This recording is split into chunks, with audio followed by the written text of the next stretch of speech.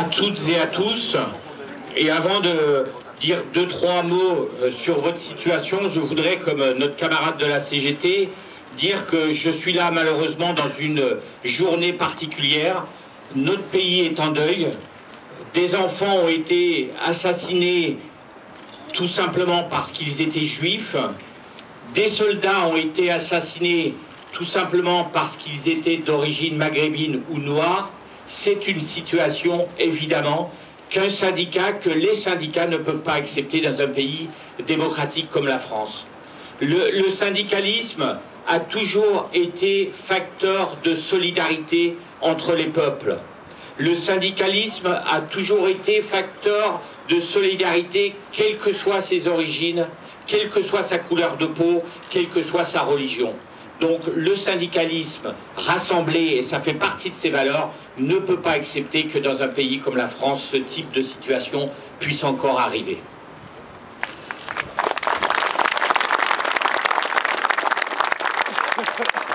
Alors je suis venu évidemment et effectivement pour vous soutenir dans votre lutte, pour garantir votre emploi, pour maintenir votre outil industriel, pour garder votre travail.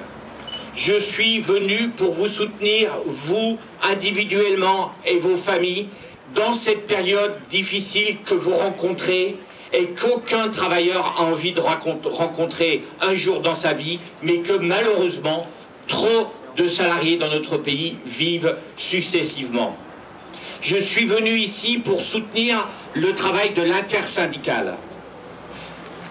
La méthode de travail que vous avez choisie, quelles que soient les différences que nous pouvons avoir dans le travail syndical, la méthode de travail que vous avez choisie en intersyndicale est un gage de réussite.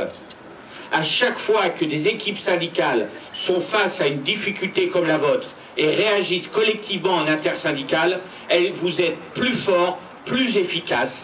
Et déjà aujourd'hui, on peut dire que votre travail en intersyndicale a commencé à porter certains fruits. D'une part, vous l'avez dit, une loi qui a été déposée, votée, je dirais, dans une rapidité rare dans notre pays, c'est le résultat de votre travail syndical, collectif en intersyndicale, et elle permettra effectivement, comme ça a été dit, de pouvoir profiter éventuellement demain à d'autres salariés dans votre situation.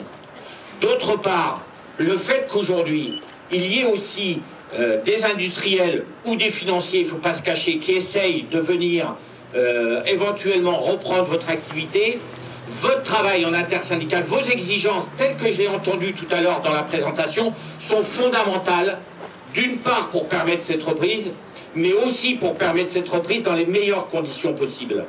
Et il est important que ceux qui veulent venir s'installer au niveau industriel ici, dans votre usine, sachent que maintenant et demain, ils auront face à eux une détermination syndicale forte qui permette la reprise dans les meilleures conditions. Et ça, c'est un élément important. Mais derrière ça, la connaissance que vous avez du fonctionnement de votre outil industriel, qui personnellement m'épate à chaque fois que je vois un article sur votre entreprise, à chaque fois que je vois vos déclarations, c'est un élément de reconnaissance de vos compétences, vous salariés. Vous êtes des salariés compétents qui vous voulez garder le fonctionnement d'un outil industriel efficace. Et ça, les gens qui viennent en face pour reprendre l'usine doivent le savoir. Et votre travail intersyndical, c'est aussi un travail pour valoriser vos compétences et la capacité que vous avez d'agir demain pour que cette entreprise puisse redémarrer. Ensuite, il faut tirer les leçons de ce qui se passe. Plusieurs leçons à tirer. Quelles que soient, je dirais bien, quelles que soient les suites de ce qui va se passer, et bien sûr, évidemment, je souhaite que les suites soient le plus positives possible. Tout d'abord, un manque d'anticipation important dans la filière professionnelle dans laquelle vous travaillez. Oui, tout le monde sait que dans notre pays, le raffinage doit évoluer. Tout le monde sait que les voitures consomment moins d'essence. Mais tout le monde sait aussi qu'aujourd'hui, on utilise des produits qui ne sont pas obligatoirement ceux qu'on transforme en France. Mais ça, on le sait déjà depuis une dizaine d'années. Shell, quand ils ont revendu le site, le savait déjà. Et c'est à ce moment-là qu'il y a une responsabilité politique qui n'a pas été prise.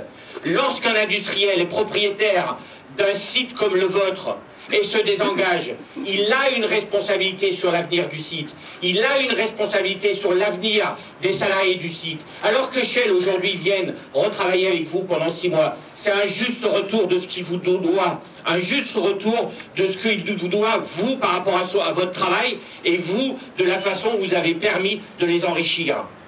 Et il faut que dans notre pays, lorsque l'on sait que des filières industrielles de votre type sont dans des difficultés économiques ou qu'ils doivent être face à des reconversions ou des évolutions professionnelles, on oblige les propriétaires de ces sites, alors qu'ils ont les moyens de le faire, de financer ces reconversions et non pas se désengager pour ensuite dire c'est plus notre problème. Et ça, c'est un élément fondamental. Et ça, c'est aux responsables politiques de changer le droit pour que les choses puissent se faire.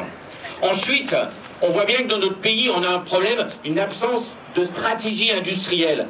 Qu'est-ce que ça veut dire une stratégie industrielle? Ça veut dire tout simplement que si les sites comme les vôtres disparaissent, non seulement il y aura inévitablement une forme de perte de savoir, une perte de métier, mais derrière, il n'y a pas seulement les voitures qui fonctionnent avec de l'essence, il y a aussi tous les sites pétrochimiques de notre pays qui sont en difficulté.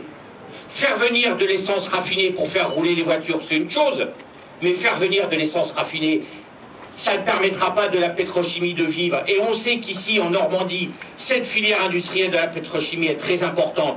Donc derrière vous, il y a pas seulement les 600 salariés de ce site, il y a des milliers et des milliers de salariés qui inévitablement vivent directement ou indirectement du travail du raffinage et qui inévitablement dépendent, donc attendent aussi les résultats. Parce que nous savons, nous, organisations syndicales, que les départs se font ensuite en chaîne et qu'ensuite c'est des désastres industriels, je dirais, très importants. Ensuite, tout le monde parle dans ces élections de développement durable, de protection de la planète. Donc on sait que l'industrie, la vôtre, mais aussi la sidérurgie. J'étais la semaine dernière à Florange.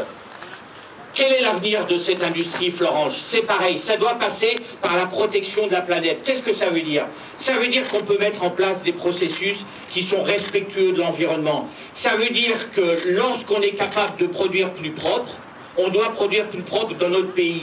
Et que les produits qui viennent des autres pays, s'ils ne respectent pas les normes environnementales qui sont imposées dans notre pays, eh bien inévitablement ils doivent être taxés dans l'entrée dans l'Europe.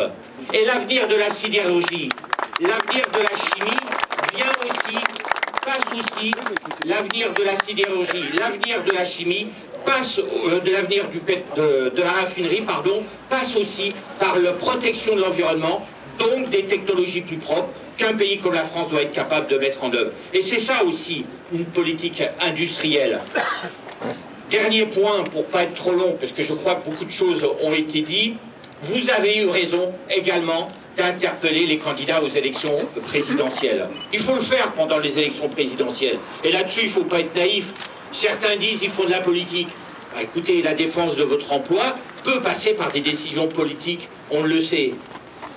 Et quand j'entends, la semaine dernière, après la manifestation de nos camarades d'Arcelor, là aussi, CFDT, CGT dans une intersyndicale très forte, j'entends le président de la République, moi je m'occupe des salariés qui travaillent, je ne m'occupe pas des salariés qui manifestent. Eh bien je suis désolé, dans notre pays, monsieur le président de la République, il y a des dizaines de milliers, des centaines de milliers, des millions de salariés qui tout simplement aimeraient bien travailler, et s'ils manifestent, c'est parce qu'ils n'ont pas de travail, et respectez-les s'il vous plaît.